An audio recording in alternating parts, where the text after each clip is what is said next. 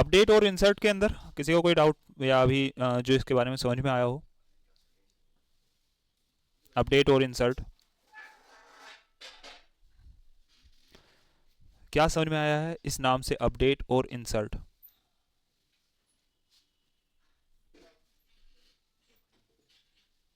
एक लाइन में सभी अपने आंसर देंगे अपडेट और इंसर्ट के बारे में।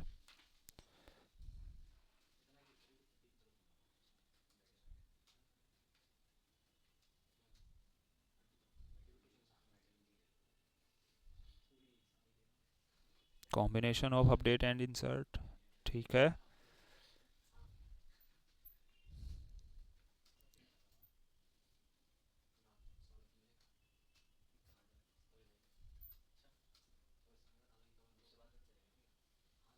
If data is present, then it update the value, otherwise insert the data। ठीक है, आगे कंटिन्यू करते हैं इस चीज़ को। जैसे यहाँ पर आपको नाम से ही पता चल रहा होगा, या तो ये अपडेट कर देगा, अगर नहीं है तो उस चीज़ को सारी चीज़ें कर देगा। यहाँ पर आपको बस दो वैल्यू देनी होती हैं। पहले कंडीशन क्या होगी, उसके बाद आप क्या अपडेट और इंसर्ट करना चाहते हैं। कंडीशन का मतलब आप वेयर क्लोज का यूज़ ना करके आप डायरेक्ट यूनिक की मदद से डेटा देख सकते हो कि ईमेल के अंदर क्या ये ईमेल है।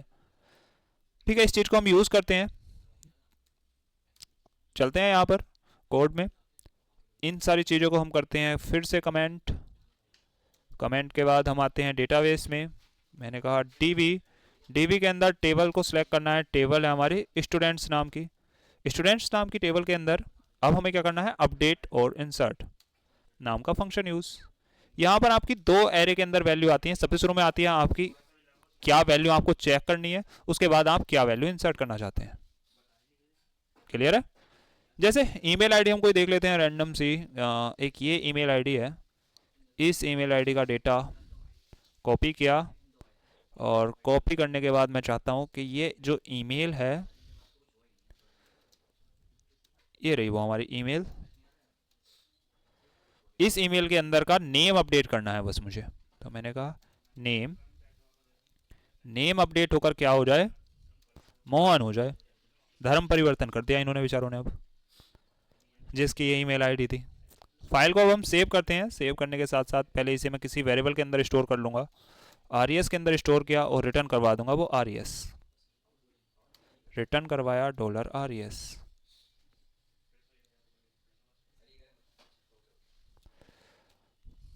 फाइल को सेव किया। सेव करने के बाद इसे रन करते हैं। आर के अंदर हमारा डेटा बना गया, यानी कि रिटर्न कर रहा है ट्रू फॉल्स। चेक करते हैं डेटाबेस के अंदर। डेटाबेस में गए, इस फाइल को हम रिफ्रेश करते हैं और नाम हो गया इसका मोहन।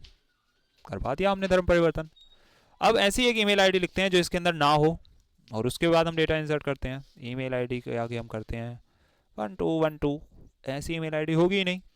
मैंने सिर्फ मोहन लिखा, फाइल को सेव किया, रिफ्रेश किया। यहाँ पर अब एक एरर आई है। इस एरर के अंदर क्या है, यहाँ पर लिखा हुआ है जर्नल एरर है, जहाँ पर मोबाइल फाइंड नहीं किया गया है। यानी कि आपको अपनी ये वैल्यूज इंसर्ट करनी होंगी बाकी सब भी, क्योंकि अभी आप एक ही वैल्यू के अकॉर्डिंग आप नहीं कर सकते। तो हम बाकी वैल्यूज भी लिख लेते हैं नेम के अंदर। नेम के बाद है हमारा, और मैं इसे एंटर करता हूँ। नेम के बाद मैं कहता हूँ कि एक है मेरा मोबाइल। मोबाइल के अंदर कुछ वैल्यू लिख रहा हूँ मैं, ये मोबाइल नंबर हो गया। अगला है मेरा अपडेटेड ऐड और created add, created underscore add now.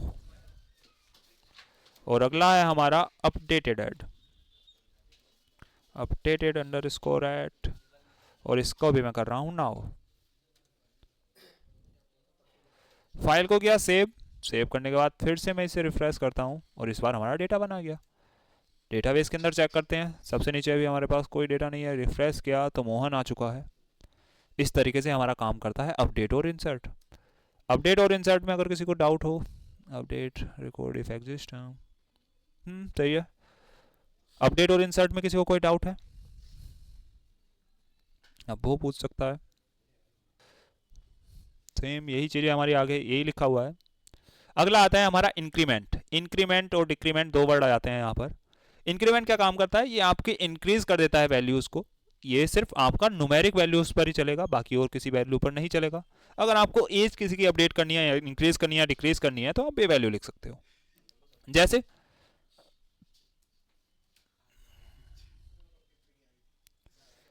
चलते हैं हम यहाँ पर अपडेट नाम के फंक्शन के अंदर ही हम ये काम करेंगे। और यहाँ पर मैंने किया $res के अंदर db टेबल, db का d कहाँ भागा फिर रहा है, db टेबल, टेबल का नाम बताया हमने स्टूडेंट्स नाम की हमारी टेबल है जिसके अंदर हमें पहले आईडी गेट करनी होगी जिसके अंदर से हम डेटा गेट करेंगे। तो हम रख रहे हैं आईडी हमारी बाय डिफ़ॉल्ट है मैं दे रहा हूँ आईडी जो भी है हमारी नंबर 1 पर, उसका क्या करना है, हमें डेटा अपडेट करना है। तो मैंने लिखा इंक्रीमेंट के अंदर किस कॉलम को आप इंक्रीमेंट करना चाहते हैं। जैसे हमारे पास यहाँ पर लिखा हुआ है कौन कौन से कॉलम है, मोबाइल को हमें इंक्रीज करना है तो अब हम यहाँ पर अपने मोबाइल को लिख देंगे। तो कहाँ पर है कॉलम का नाम, मोबाइल। ये सारी चीज़ें हमने की, ये कॉमा आना था यहाँ पर कि आईडी गेट करनी है, आईडी नंबर 1 पे मोबाइल नंबर में 1 अपडेट कर देना है, यानी कि +1 कर देना है बाय डिफ़ॉल्ट। अगर हम कोई वैल्यू नहीं लिखते तो ये बाय डिफ़ॉल्ट +1 करेगा। देख लो इसके मोबाइल नंबर में नंबर 1 वाले पे 60 है। इसके फंक्शन का नाम हमारा अपडेट ही है। इस पेज को हम करते हैं रिफ्रेश, रिटर्न किया इसने 1, यानी कि इसे मिला होगा ये डेटा। यहाँ पर अब मैं करता हूँ इसे रिफ्रेश, तो यहाँ पर इसकी वैल्यू अपडेट हो गई। तो बाय डिफ़ॉल्ट ये इंक्रीज क्या कर रहा है 1।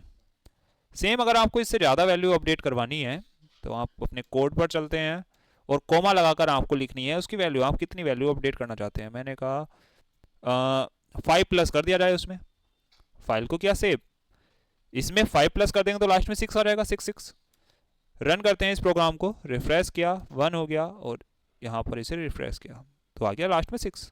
इस तरीके से आप अपनी वैल्यूज़ के अंदर इंक्रीमेंट कर सकते हो और ये सिर्फ काम करेगा आपके सिर्फ नंबर्स पर, बाकी और किसी वैल्यू पर नहीं। सेम जैसे हमने यहाँ पर अभी इंक्रीमेंट यूज़ किया है, आप इसकी जगह पर डिक्रीमेंट भी यूज़ कर सकते हो। डिक्रीमेंट का काम होगा माइनस करना, ये बाय डिफ़ॉल्ट 1 माइनस करेगा, उसके बाद अगर आप वैल्यू लिखते हो तो उतनी वैल्यू ये माइनस कर देगा। और किसी का कोई डाउट पूछ सकता है और कोई, ठीक है, नहीं है तो आगे कंटिन्यू करते हैं हम।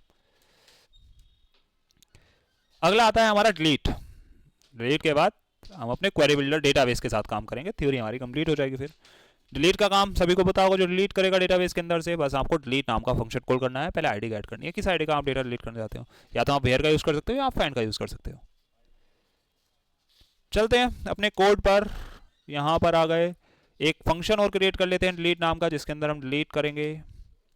पहले मैं लिखता हूँ पब्लिक के बाद फंक्शन का नाम है डिलीट स्टूडेंट को डिलीट करना है इसका काम। अब जो भी डेटा है उसे मैं res नाम के फोल्डर के अंदर रिटर्न कर पाऊंगा। पहले तो मैंने कहा db टेबल है मेरी, किस नाम की, स्टूडेंट्स नाम की टेबल है।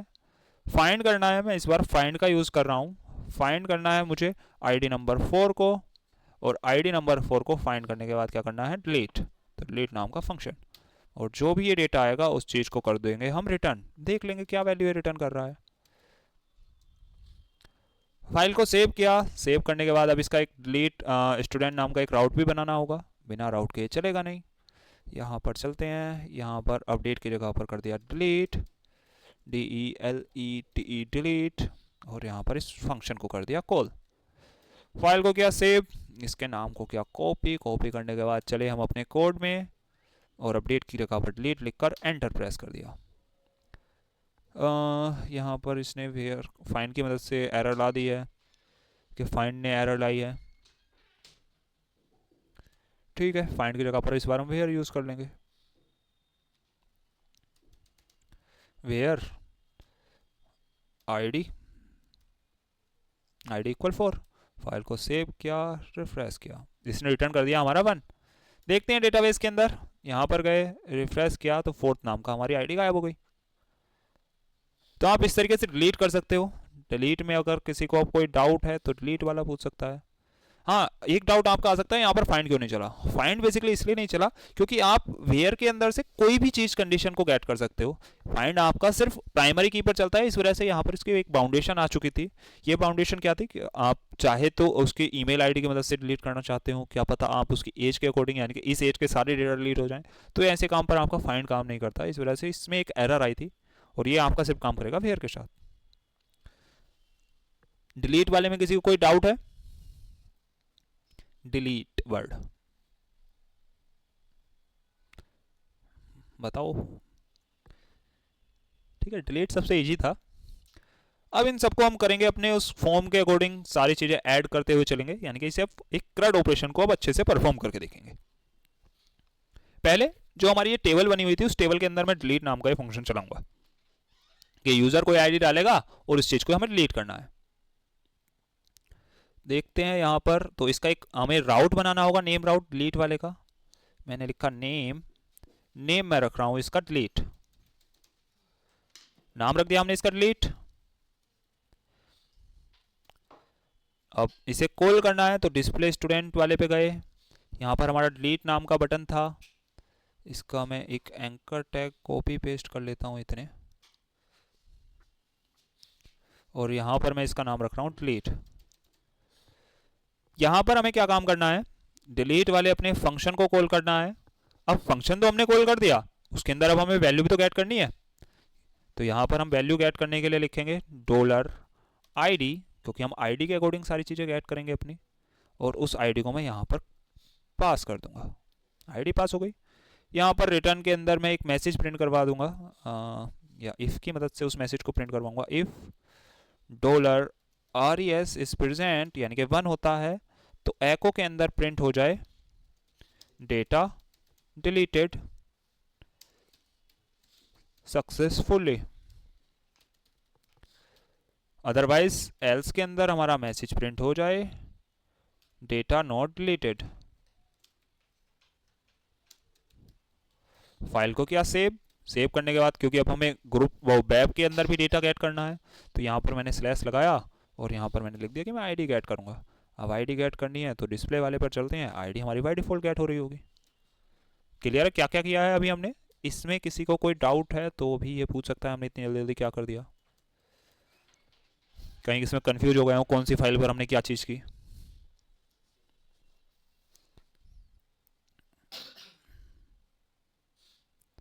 किसी को डाउट नहीं है, कंफ्यूजन तो नहीं हुआ? ठीक है, एक बार दोबारा समझा दीजिए सर। ठीक है, दोबारा समझा देते हैं। जहां पर अपने अपने डिस्प्ले वाले पेज, पहले मैं डिस्प्ले वाला पेज दिखा देता हूं जो हमने कल बनाया था, यहाँ पर ये सारी चीज़ें आ रही थी। अब इन बटन पर मुझे टारगेट करना है, क्योंकि डिस्प्ले वाला हमने पिछली क्लास में बना लिया था। अब मुझे क्या कर डिलीट वाले बटन पर एक्शन परफॉर्म करना है कि अगर मैं डिलीट पर क्लिक करूँ तो वो डेटा डिलीट हो जाए। ठीक है, अब डेटा डिलीट किस तरीके से होगा, उस चीज़ के लिए हमें क्या काम करना है, पहले एक राउट बनाना है उसका। तो हम राउट में जाते हैं, डिलीट नाम का एक राउट बना लिया, क्योंकि हमने डिलीट नाम का एक फंक्शन बना रखा था कंट्रोलर में। इस फंक्शन के अंदर यूजर जो भी वैल्यू एंटर करेगा वो वैल्यू ये फाइंड कर कर उसको डिलीट कर देगा और एक मैसेज प्रिंट करवा देगा। अब ये जो हमने राउट बनाया है, राउट के अंदर जब यूजर से वैल्यू लेनी है तो यूआरएल के अंदर यूजर से भी वैल्यू मांगनी होगी हमें, और उस नेम राउट का मैंने एक नेम रख दिया कि डिलीट नाम का इसका मेथड होगा, यानी कि डिलीट नाम लिखूंगा तब ये ऑटोमेटिक ये वाली चीज चल जाएगी। तो ये सारी चीजें हम कॉल करते हैं अपने ब्लेड टेम्पलेट के अंदर। ब्लेड टेम्पलेट के अंदर बताया कि जो मेरा नेम राउट डिलीट है उसके अंदर पास हो जाए पहले तो जो रिसेंट वाली आईडी होगी, यानी कि हर एक कॉलम की अपनी अलग अलग आईडी होगी, वो आईडी गेट हो जाए और उस चीज के अकॉर्डिंग मेरा ये कंट्रोलर रन हो जाए और मेरी आईडी डिलीट हो जाए। ये हमने अभी लिखा है। फाइल को हमने सेव किया, सेव करने के बाद यहाँ पर आता हूँ और ये सेकंड वाले पर मैंने किया डिलीट। डिलीट करने के बाद यहाँ पर आ गया डेटा डिलीटेड सक्सेसफुली। मैं बैक जाता हूँ पेज को, अगर मैंने रिफ्रेश किया तो सेकंड वाला डेटा मेरा डिलीट हो चुका है। जैसे थर्ड वाला डेटा डिलीट करता हूँ, पेज पर गया, पिछले वाले पर रिफ्रेश किया, थर्ड वाला डेटा डिलीट हो गया। तो इस तरीके से हमारा ये डिलीट वाला बटन काम कर रहा है। तो डिलीट वाले बटन में किसी को कोई डाउट है अभी तो डिलीट वाले बटन का डाउट पूछ सकते हो। बाकी किसी को डाउट हो? ठीक है, हम आगे कंटिन्यू करते हैं, अपने सारे बटन्स के अकॉर्डिंग काम करेंगे अब हम। तो डिलीट वाला हमारा बटन हो गया। चलते हैं पीपीटी पर। इसके अंदर हमारे पास डिलीट नाम का फंक्शन में देख लिया था, जो ऑटो इंक्रीमेंट वाली की को स्टार्ट नहीं करता। एक आता है आपका ट्रंकेट। ट्रंकेट क्या काम करता है, ये आपकी टेबल के अंदर के सारे डेटा को डिलीट कर देगा और उसके बाद आपकी जो ऑटो इंक्रीमेंट वाली आईडी थी ना, उसको स्टार्टिंग से स्टार्ट कर देगा। अगर आपको सारे यूजर डिलीट करने हैं, जैसे अगर आप डिलीट करते हो सारे यूजर्स, मैं फिर से डिलीट करता हूँ ये सारी चीज़ें, तो एक और मैं कर लेता हूँ controller create delete all users नाम से या डिलीट ऑल स्टूडेंट नाम से। मैंने किया पब्लिक फंक्शन, फंक्शन का नाम लिख दिया डिलीट ऑल स्टूडेंट्स। यहां पर गए, बस मुझे लिखना है जो भी डेटा होगा वो आरईएस के अंदर आ जाए कि डीवी क्या नाम है, स्टूडेंट्स नाम का डी, अरे टेबल लिखना है ना पहले, टेबल है हमारी स्टूडेंट्स नाम की, स्टूडेंट्स। उसके बाद क्या कर देना है, डिलीट कर देना है सबको। इस बार हमने आईडी उईडी कुछ नहीं डाली और इस डेटा को मैं करवा देता हूँ रिटर्न, क्योंकि कुछ तो ये भी रिटर्न करेगा। उसके बाद मैंने लिखा $RES, फाइल को सेव किया। सेव करने के बाद इसका एक राउट बनाना होगा, तो यहाँ पर चलते हैं, इसका राउट बना लेते हैं। यहाँ पर इसका राउट कर दिया मैंने डिलीट ऑल। तो कॉल करना है कौन से फंक्शन को, जो हमने अभी बनाया, तो उस फंक्शन का नाम मैं कॉपी कर लेता हूँ। कॉपी किया और वेब के अंदर जाते हैं और यहाँ पर इसका नाम ये पेस्ट कर देते हैं। नेम राउट में इसका हटा रहा हूँ क्योंकि मैं इसे किसी बटन के थ्रू क्लिकेबल नहीं बनाऊंगा। जब भी मैं ये यूआरएल लिखूंगा तभी ये बाय डिफॉल्ट सारा डेटा डिलीट कर देगा। फाइल को किया सेव। सेव करने के बाद मैं यहाँ पर जाता हूँ और यहाँ पर मैंने इसका यूआरएल पेस्ट कर दिया, एंटर किया। रिटर्न क्या किया कि इसने 55 डेटा को डिलीट कर दिया है। कितने डेटा डिलीट कर दिए इसने, 55 डेटा काउंट करके इसने बता दिया। मैं बैक जाता हूँ, रिफ्रेश करता हूँ, एक भी डेटा मेरा नहीं बचा। अब डेटा को इंसर्ट करना है, तो इंसर्ट करने के लिए हमारे पास किस नाम से राउट बना हुआ था, उसके राउट को हम देखते हैं पहले कि एक डेटा इंसर्ट तो हो जाए। तो कंट्रोलर में चलते हैं, कंट्रोलर में हमारा इंसर्ट वाला कुछ चल रहा है क्या डेटा, ये रहा ऐड न्यू यूज़र वाला। एक यूज़र है हमारे पास यहाँ पर जिसमें इंसर्ट गेट आईडी हो रही होगी। वेब में गए, ऐड नाम का हमारा यूआरएल है, यहाँ पर जाता हूँ। अब मैं लिखता हूँ ऐड 64 नाम की आईडी पर हमारा डेटा ऐड हो चुका है। बैक गया, रिफ्रेश किया, 64 पर एक डेटा ऐड हो गया। फिर से मैं अगर डिलीट ऑल करता हूँ, सारा डेटा डिलीट हो गया। बैक गए, रिफ्रेश किया, तो फिर से ये 66 पर ही आएगा। अगला डेटा अगर मैं इंसर्ट करने लगा, ऐड 65 पर आ गया। यानी कि हर बार ये आईडी को इंक्रीमेंट करता हुआ जा रहा है। आपने तो टेबल सारी डिलीट कर दी थी। ऐसे फंक्शंस पे जब आपको अपनी आईडी भी रिस्टोर करवानी हो या रीसेट करवानी हो, तब आप यूज करते हो ट्रंकेट का। किसका यूज करते हो आप, ट्रंकेट का। ट्रंकेट का यूज करने के लिए बस आपको अपने कंट्रोलर में जाना है, जो भी आपने कंट्रोलर बनाया था, जैसे हमारा डिलीट ऑल डेटा नाम का यहाँ पर है, बस डिलीट की जगह पर आपको लिखना है ट्रंकेट। ट्रंकेट नाम का फंक्शन सारी चीजों को डिलीट तो कर देगा, साथ ही साथ आपकी जो प्राइमरी की थी उसको भी रिस्टार्ट कर देगा। फिर से मैं इसका यूआरएल देता हूं, यूआरएल है डिलीट ऑल, सारा डेटा डिलीट, लेकिन इसने कुछ रिटर्न भी नहीं किया। इसने कितना डेटा डिलीट किया है। बैक चलते हैं, बैक चलने के बाद मैं इसे फिर से रिफ्रेश करता हूं तो सारा डेटा डिलीट है। ऐड किया मैंने नया डेटा, कौन सी आईडी पर ऐड हुआ, 1 वाली आईडी पर। तो इस तरीके से मैं अपनी प्राइमरी की को भी रीसेट कर सकता हूं ट्रंकेट की मदद से। ट्रंकेट और डिलीट में अगर किसी को कोई डाउट हो, sir please tell me about the practical ones in the Laravel. सभी आपके वो पहुंच गई होगी डेट शीट, जैसे लारावेल के प्रैक्टिकल है आपका 22 को और इसका थ्योरेटिकल एग्जाम होगा आपका 25 को। आपका स्लॉटिंग टाइम आपको मिल जाएगा, जैसे ही आप एडमिट कार्ड आज फिल कर दोगे तो कल को आपको सारे स्लॉट्स के टाइमिंग के अकॉर्डिंग आपको सीटिंग प्लान मिल जाएगा। और टॉपिक मैं बता रहा हूँ प्रैक्टिकल के, जो सीडर था और फैक्ट्री दिया है प्लस क्रड ऑपरेशन, जो भी हमने एक एक करके समझे थे क्रड, अब हम एक एक करके उन्हें इंप्लीमेंट कर रहे हैं। सर प्राइमरी की कैसे अपडेट की, एक बार दोबारा बता दीजिए। प्राइमरी की अपडेट करने के लिए सिर्फ हमने ट्रंकेट नाम का मेथड यूज किया है। जहां पर हम डिलीट लिख रहे थे वहां पर बस हमने ट्रंकेट कर दिया और कुछ नहीं। डिलीट का मतलब था प्राइमरी की अपडेट नहीं होगी, सारा डेटा डिलीट हो जाएगा। ट्रंकेट क्या करता है, प्राइमरी की के साथ साथ सारा चीजें रिसेट कर देता है। जैसे यहाँ पर लिखा है run A truncate statement on the table, अगर मैं इस पे देखने लगूँ तो रिटर्न क्या कर रहा है, वॉइड, यानी कि कुछ भी रिटर्न नहीं करता।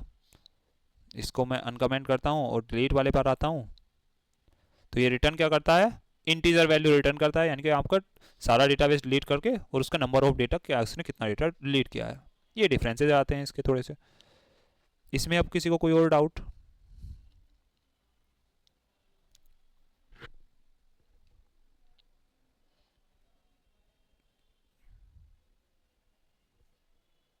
और किसी और? बाकी तीन के अलावा तीन ही जवाब दे रहे हैं।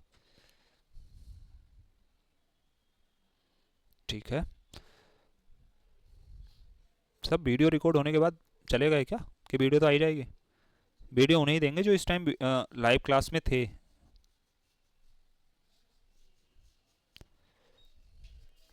क्योंकि मैं एक ग्रुप बना दूंगा, उस ग्रुप के अंदर वीडियो आएगी, ग्रुप का लिंक आपके पास पहुंच जाएगा। आगे कंटिन्यू कर लेते हैं। अब HTML फॉर्म की मदद से हम डेटा इंसर्ट करेंगे। अभी हमने सारे कंपोनेंट्स को अलग अलग समझा था कि कौन सा अपडेट नाम का फंक्शन क्या काम करता है, इंसर्ट वाला क्या काम करता है, ये सारी चीज़ें।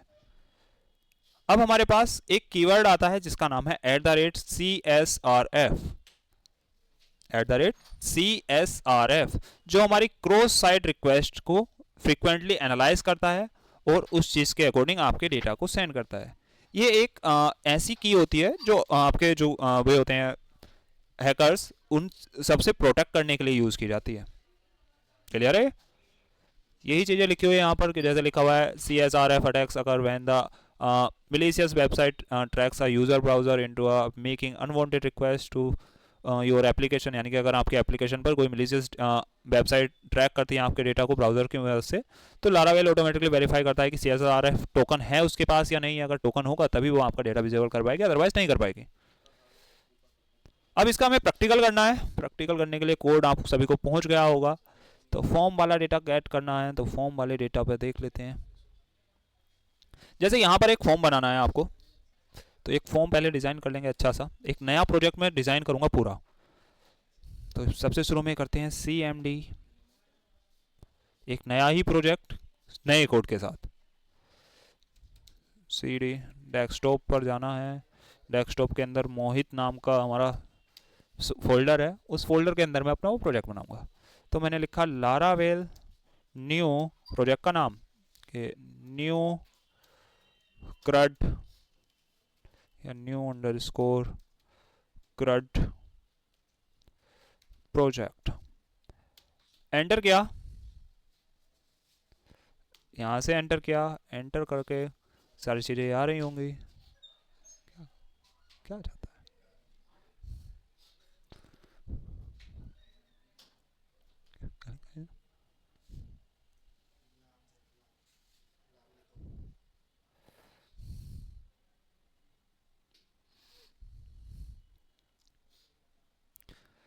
प्रोजेक्ट हमारा इतना इंस्टॉल हो रहा है। किसी का कोई डाउट हो तो बता सकता है।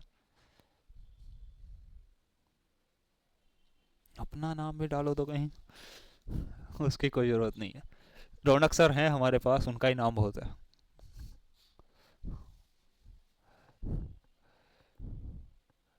किसी का कोई डाउट नहीं हो?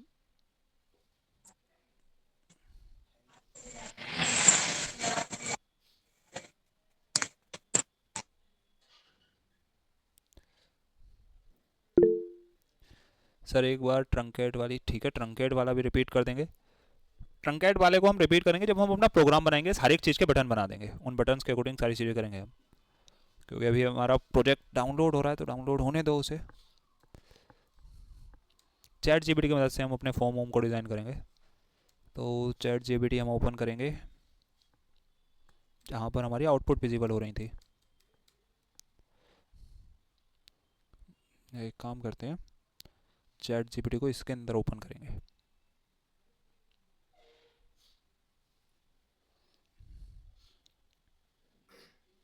एक नया ब्राउज़र है हमारे पास, सारी AI आ जाएंगी यहाँ पर अब जितनी भी होंगी।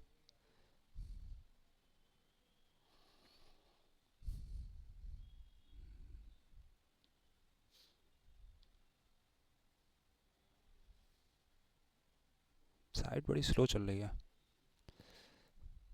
ये सारी एआई की लिस्ट बता देता है कि आपको एआई कौन कौन सी चाहिए। ठीक है, अप्रोक्स यहाँ पर हंड्रेड्स नहीं हज़ारों के आसपास होंगे सारी एआई के नाम। कोई नहीं, हम चैट जीपीटी का यूज़ करेंगे। सिस्टम में इतनी सारी टैब खुलने की वजह से सिस्टम भी हैंग हो गया।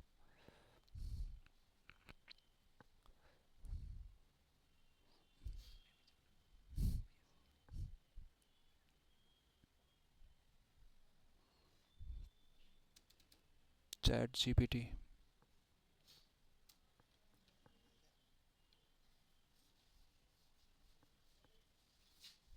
ये रही सारी एआई की लिस्ट। चैट जीपीटी का एक फॉर्म क्रिएट करेंगे अब हम, छोटा सा फॉर्म। क्रिएट HTML फॉर्म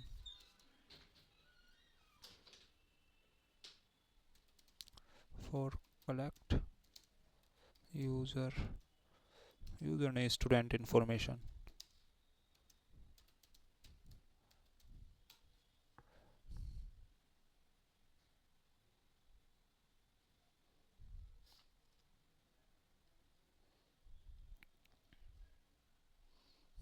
इतने ये कर रही है, हमारा प्रोजेक्ट बन चुका होगा। एंटर किया, एंटर किया, माइग्रेशन सारी चीज़ें हो रही हैं।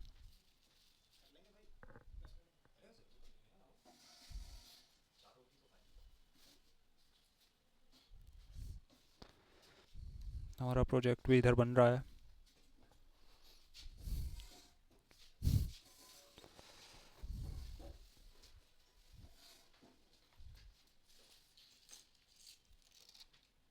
कोड बन चुका है, प्रोजेक्ट भी हमारा बन चुका होगा।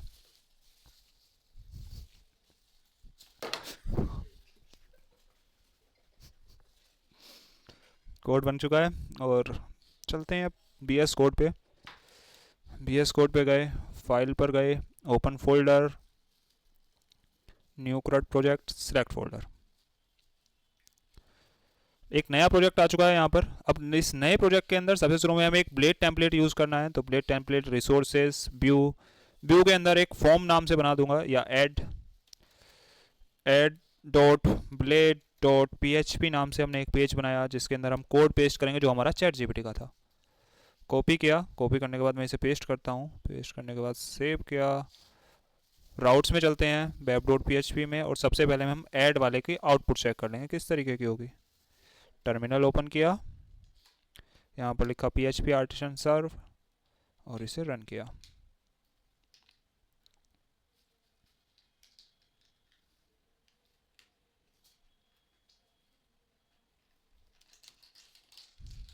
एक हमारा इस तरीके का फॉर्म आ गया, बहुत अच्छा है वैसे, बढ़िया है। अब यहाँ पर हमें अपने कुछ कोड करने हैं। सही बना दिया।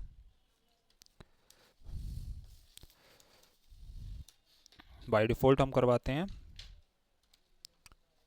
वेलकम वाला पेज, और वेलकम वाले पेज के अंदर हम कुछ बटन्स यूज़ कर लेंगे पहले।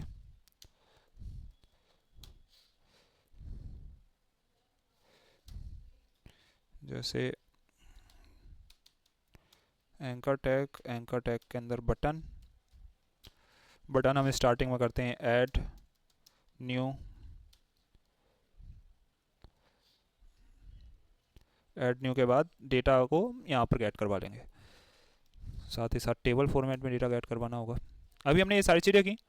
ये सारी चीज़ें करने के बाद हमारे पास आता है यहाँ पर अगला स्टेप, कि आपको सबसे स्टार्टिंग में लिखना होता है कि @CSRF, जो एक सिक्योरिटी प्रोवाइड करने के लिए होता है आपके फॉर्म के अंदर।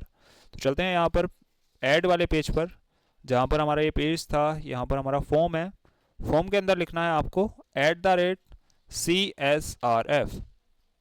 ये आपके एक टोकन की जनरेट करता है जो सिक्योरिटी प्रोवाइड करवाता है। उसके बाद एक्शन आपको लिखना होता है जो हम राउट की मदद से अभी बनाएंगे। एक राउट क्रिएट कर लेना है हमें। राउट के लिए पहले एक कंट्रोलर क्रिएट करेंगे, तो कंट्रोलर क्रिएट करने की कमांड है हमारी PHP आर्टिसन मेक कंट्रोलर, और टेबल का नाम बनाएंगे हम स्टूडेंट्स कंट्रोलर।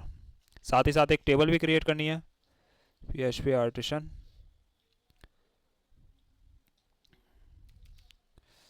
स्टूडेंट्स, और इसका मॉडल भी क्रिएट करना है, मॉडल वोडल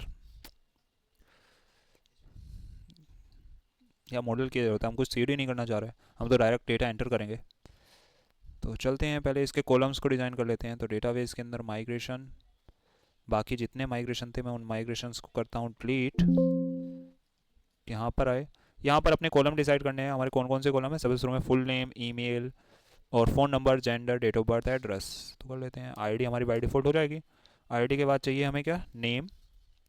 तो ये आएगा हमारा स्ट्रिंग के अंदर, स्ट्रिंग के अंदर हमने दे दिया नेम। अगला है हमारा ईमेल, तो ईमेल हम यहाँ पर दे देंगे ईमेल। ईमेल के बाद आगे आता है हमारा मोबाइल, तो इसे हम देंगे बिग इंटीजर के अंदर, बिग इंटीजर मोबाइल। उसके बाद आगे है हमारा जेंडर, तो ये हम देंगे स्ट्रिंग के अंदर, स्ट्रिंग जेंडर। जेंडर के बाद है डेट ऑफ बर्थ, तो टेबल के अंदर अब इस बार हम क्या देंगे, टाइम दे सकते हैं, टाइम, टाइम नहीं डेट देंगे, डेट। डेट के अंदर है हमारे कॉलम का नाम DOB यानी कि डेट ऑफ बर्थ। उसके बाद एड्रेस चाहिए, तो स्ट्रिंग में ले लेंगे हम एड्रेस। फाइल को सेव किया, सेव करने के बाद हमारे इतने कॉलम्स जनरेट हो जाने चाहिए। उससे पहले ENV फाइल हमें यहाँ पर बनानी होगी। ENV फाइल के अंदर SQLite की जगह हम यूज़ कर रहे हैं MySQL, तो लिखा MySQL। और इन सारी चीज़ों को हम करते हैं अनकमेंट। डेटाबेस का नाम रख रहे हैं हम CRUD। डेटाबेस की जगह पर हमने कर दिया फाइल। फाइल को सेव किया इतनी सारी चीज़ें करने के बाद। अब इसे करते हैं PHP artisan migrate, artisan migrate. Enter किया, एंटर, हमारी माइग्रेट हो चुकी है फाइल। देखते हैं डेटाबेस के अंदर गए, डेटाबेस के अंदर आ गया होगा हमारा CRUD नाम से, ये रहा। CRUD के अंदर आ गया स्टूडेंट्स, और स्टूडेंट्स के अंदर हमारे ये कॉलम्स। सारी चीज़ें डिज़ाइन हो चुकी हैं। अब उसके बाद हमारा अगला काम आता है कि हमें एक कंट्रोलर के अंदर इस चीज़ को कंट्रोल करना है सारी चीज़ें। तो यहाँ पर चलते हैं कंट्रोलर में। कंट्रोलर मिलता है हमारा ऐप के अंदर HTTP के अंदर कंट्रोलर्स, उसके अंदर हमारी कंट्रोलर नाम की फाइल। यहाँ पर हमें कुछ फंक्शंस क्रिएट करने हैं, जैसे एक हम इंसर्ट वाला फंक्शन क्रिएट करेंगे, या इंसर्ट पब्लिक के बाद मैं लिखूँगा फंक्शन। फंक्शन के अंदर आपको फंक्शन का नाम, जैसे हम यहाँ पर यूज़ कर रहे हैं इंसर्ट या ऐड स्टूडेंट, ऐड स्टूडेंट हमें यूज़ करना है, और हमने यहाँ पर आ गए। अब ये सारी चीज़ें आप 1 बाय 1 गेट करोगे जो यूज़र रिक्वेस्ट कर रहा होगा। हमने एक क्लास में देखा होगा फॉर्म का डेटा जब हमने गेट किया था, तो ये सारी चीज़ें हम गेट करते हैं। उसके लिए हमारे पास एक रिक्वेस्ट नाम का एक डेटा टाइप होता है, आपको उस डेटा टाइप का यूज़ करना होता है। तो वो आप यहाँ पर लिखेंगे। तो मैंने लिखा रिक्वेस्ट, रिक्वेस्ट के अंदर $REQ, इसका नाम मैंने लिख दिया। इतना नाम लिखने के बाद हम इस डेटाबेस के अंदर इंसर्ट करना है, तो इंसर्ट नाम का फंक्शन यूज़ करना है। इन सारी चीज़ों को हम या तो एक बार में गेट कर सकते हो, या आप किसी वेरिएबल के अंदर गेट कर सकते हो। जैसे मैं किसी वेरिएबल के अंदर गेट कर रहा हूँ RES के अंदर। मैंने कहा जो मेरा DB है, DB को पहले इनहेरिट भी कर लेते हैं। उसके बाद कहा टेबल, टेबल है मेरी स्टूडेंट्स नाम की, उस टेबल के अंदर डेटा मुझे करना है इंसर्ट। इंसर्ट करना है एरे फॉर्मेट के अंदर, या तो आप इंसर्ट कर सकते हो या इंसर्ट और इग्नोर भी यूज़ कर सकते हो। तो मैं इंसर्ट ही कर रहा हूँ। इंसर्ट के अंदर क्या है, आप जो भी डेटा इंसर्ट करना चाहते हैं, तो आपको ये सारी चीज़ें 1 बाय 1 गेट करनी है अपने कॉलम्स के अकॉर्डिंग। जैसे सबसे शुरू का कॉलम है हमारा नेम, ईमेल, मोबाइल, तो मैंने लिखा नेम $रिक्वेस्ट। रिक्वेस्ट के बाद आपको वो नाम लिखना होता है जो आपने फॉर्म के अंदर लिखा होगा। जैसे हम इस फॉर्म के अंदर नेम का नाम है हमारे का नेम, कॉपी किया और यहाँ पर जाते हैं, इसे पेस्ट कर दिया। अगली चीज़ है हमारा ईमेल, ईमेल बतानी है, $REQ लिखा। उसके बाद रिक्वेस्ट हम कहाँ से गेट करेंगे, यहाँ पर गए, ईमेल नाम का ही हमारी वो कॉलम है, तो यहाँ पर जाकर ईमेल को गेट कर लिया। अगला है हमारा ईमेल के बाद मोबाइल, कॉपी करते हैं इसे और इसका नाम मैंने कर दिया मोबाइल। मोबाइल हम कहाँ से गेट करेंगे, ऐड के अंदर से हमें मोबाइल को ऐड करना है, तो यहाँ पर इसका नाम है फ़ोन। फाइल को सेव किया और इसे रिफ्रेश, वो यहाँ पर रिक्वेस्ट नहीं लिखा अभी हमने, $REQ, और हमने फ़ोन को गेट कर लिया। फ़ोन को गेट करने के बाद अगला हमारा कॉलम आता है जेंडर। इसे कॉपी करते हैं और यहाँ पर कर दिया ये पेस्ट, और उसके बाद हम डॉलर रिक्वेस्ट के अंदर गेट करते हैं उसका डेटा। तो उसका नाम है हमारे का जेंडर ही, तो जेंडर नाम से हम इसे गेट कर लेंगे। अगला हमारा कॉलम आता है जेंडर के बाद DOB, जो डेट ऑफ बर्थ के लिए है। तो DOB हमें लिखना है। DOB के अंदर रिक्वेस्ट, उसके कॉलम का नाम या इनपुट फील्ड का नाम, इनपुट फील्ड का भी नाम DOB है, तो हम DOB को पेस्ट कर देंगे, कॉमा। अगला आता है हमारा स्टूडेंट्स के अंदर एड्रेस, कॉपी किया, एड्रेस नाम का कॉलम, रिक्वेस्ट हमें यूज़ करनी है, जो भी यूज़र वहाँ से रिक्वेस्ट सेंड कर रहा होगा उस रिक्वेस्ट का नाम हमने यहाँ पर रखा एड्रेस, और हम उस रिक्वेस्ट को कर लेंगे एक्सेप्ट। अगले हमारे जो और कॉलम बचते हैं जिसका नाम है क्रिएटेड ऐड और अपडेटेड ऐड, उनमें हम रिसेंट टाइम ऐड कर देंगे। जैसे यहाँ पर मैंने लिखा क्रिएटेड अंडरस्कोर ऐड, तो यहाँ पर मैंने चलाया नाउ नाम का फंक्शन। अगला है हमारा updated add, updated underscore add, यहाँ पर चला दिया नाउ।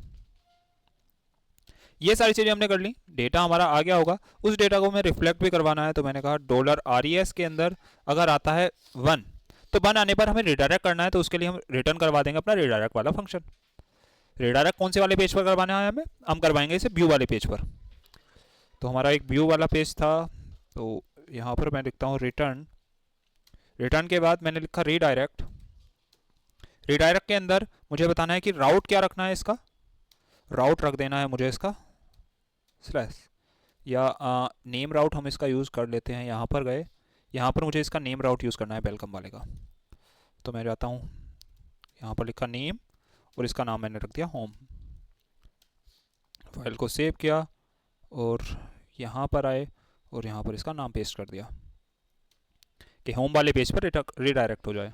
और होम वाले में हमने अभी क्या कर रखा है, सिर्फ एक ऐड बटन, और H1 के अंदर मैं लिख रहा हूँ वेलकम पेज।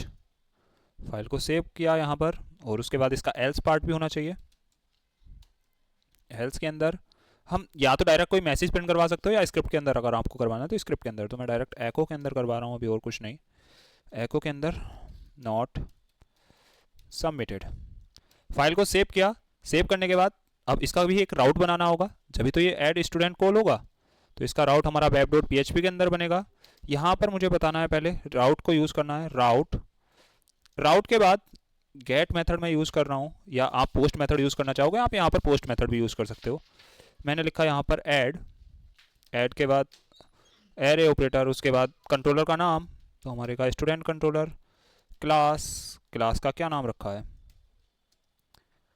ये सारी चीज़ें की। उसके बाद मैं इसका भी हाथों हाथ नेम भी रख लेता हूँ, नेम मैंने रख दिया इसका इंसर्ट।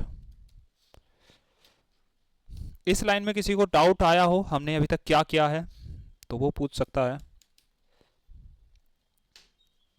किसी को इस लाइन में कोई डाउट आया हो तो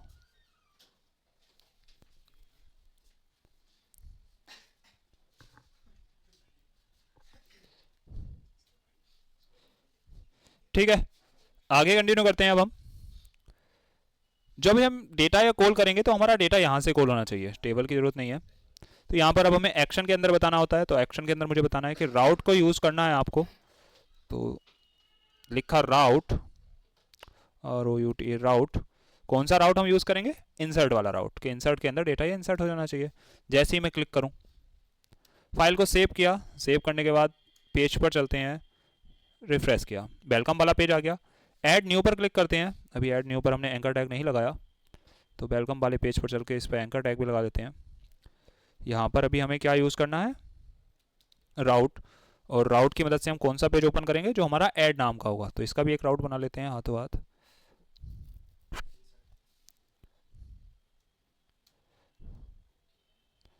ठीक है, इसका मैं राउट बना रहा हूँ, ऐड फॉर्म, कॉपी किया और यहाँ पर पेस्ट कर दिया। और कौन सा पेज ओपन करना है, add.blade.php। फाइल को सेव किया, वेलकम वाले पर चलते हैं, राउट का नाम रख दिया ऐड फॉर्म, कि ऐड फॉर्म जब भी इस पर क्लिक हो तो ऐड फॉर्म हमारा ओपन हो जाए। पेज को रिफ्रेश करते हैं, ऐड न्यू पर क्लिक किया, ऐड फॉर्म आ गया। ऐड फॉर्म के अंदर नाम रख देते हैं, चलो इस बार मैंने अपना ही नाम रख दिया, और कुछ नंबर्स, एक नंबर लिखना है, इतने सारे नहीं, ठीक है। उसके बाद मेल, डेट ऑफ बर्थ कोई भी हम सिलेक्ट कर लेते हैं, एड्रेस दिल्ली लिख दिया। इस चीज़ को करते हैं अब सबमिट।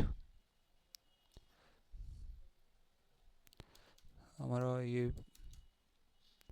चालू है, ठीक है। यहाँ पर लिखा है राउट, जो ऐड नाम का है वो सपोर्ट नहीं कर रहा मेथड, गेट नाम के मेथड को, क्योंकि हमारा यहाँ पर मेथड कुछ और लिखा हुआ होगा ऐड के अंदर। ऐड के अंदर क्या मेथड लिखा हुआ है, पोस्ट, तो हमें पोस्ट मेथड यूज़ करना होगा। वेब के अंदर चलते हैं, तो इसका मेथड क्या करना है हमें, पोस्ट। फाइल को सेव किया, रिफ्रेश किया, कंटिन्यू।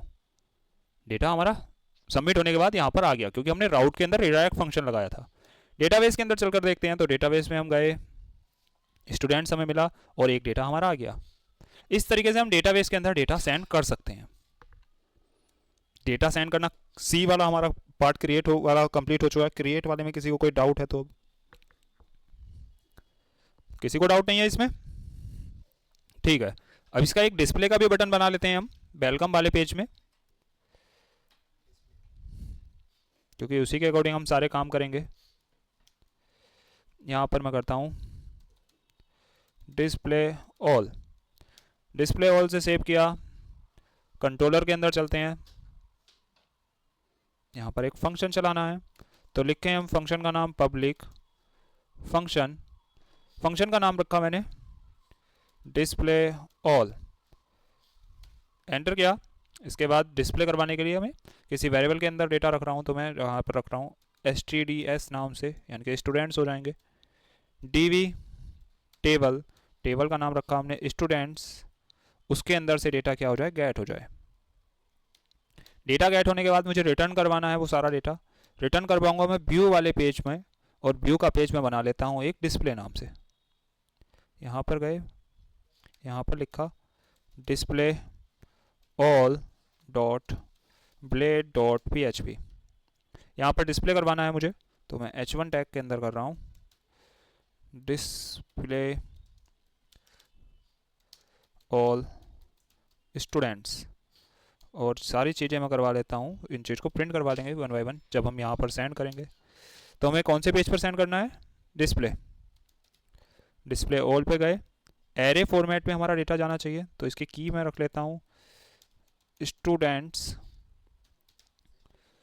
और डेटा है मेरा $stds में।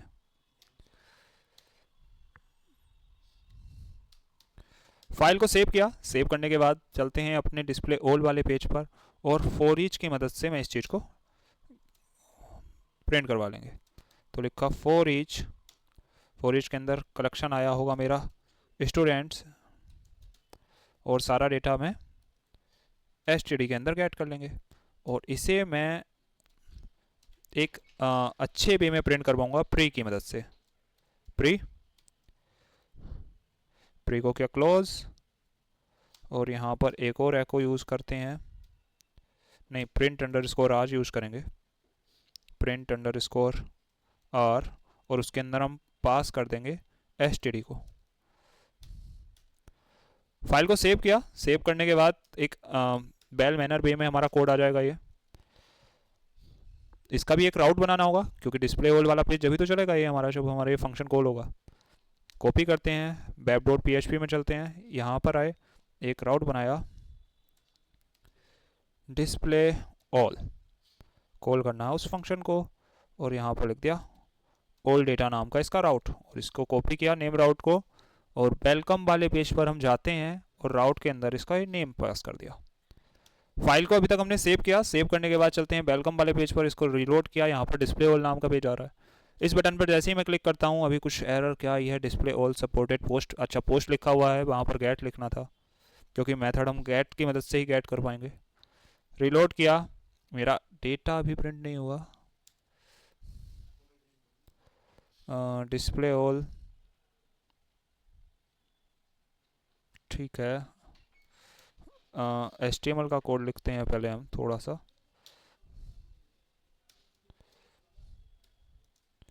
ठीक है। यहाँ पर आ गए और ये सारी चीज़ें जाएंगी हमारी कहाँ पर, प्री टैग हमारा ऐसे ही चल जाएगा, यहाँ एको की ज़रूरत नहीं है।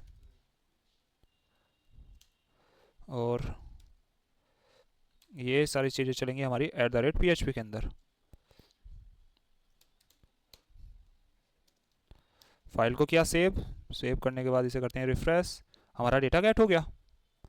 अब जितने भी डेटा हम एंटर करेंगे वो सारा डेटा हम गेट कर सकते हैं। एक और डेटा हम यहाँ पर एंटर करते हैं, पहले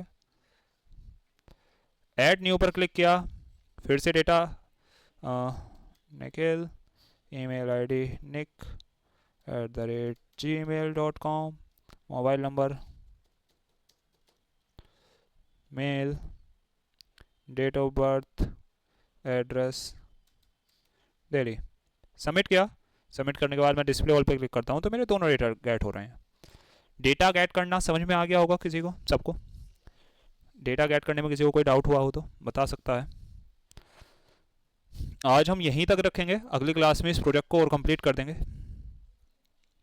इतने में किसी को कोई डाउट हुआ हो, इसका एक अच्छा सा वेल मैनर वे में हम सारी चीज़ें करेंगे आगे।